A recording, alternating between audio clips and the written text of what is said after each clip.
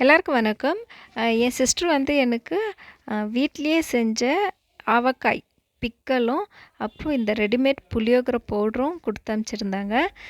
எனக்கு உடம்பு சரியில்லாத இருக்கக்குள்ள நான் டேஸ்ட் பண்ணல. ஏன்னா அப்போ டேஸ்ட்டு தெரியாதுன்னு. இந்த ஜுரம்லாம் விட்ட பிறகு வாய்க்கு ஏதாச்சும் நல்லா சாப்பிட்ணுன்னு இருக்கும் புளிப்பா. ஸோ அந்த டைமில் தான் இதெல்லாம் நான் டேஸ்ட் பண்ணேன்.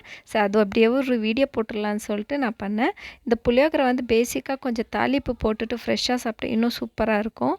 ரெடிமேட் பவுட்ரு 1 ஸ்பூன் போட்டு சாப்பிட்டு பார்த்தேன். அல்டிமேட்டாக இருந்துச்சுங்க. செம்ம டேஸ்ட்டு.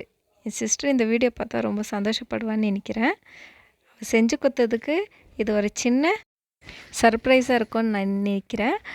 இந்த பாருங்கள், சூடான சாதத்தில் இந்த ஆவக்காய் பிக்கலை போட்டுட்டு டேஸ்ட் பண்ணி பார்த்தேன். ஐயோ! வாய்க்கு அப்படி இருந்துச்சுங்க. எந்த சாம்பார், கூட்டு, பொரியல், நான்வெஜ் எதுவுமே வேண்டாம். இது ஒன்றுலேயே சாப்பிட்றலாம். அப்படி இருந்துச்சு. ரொம்ப டேஸ்ட்டாக இருந்துச்சு. இந்த ஆவக்காய் முத்தான்னு சொல்லிட்டு சாப்பிடுவாங்க.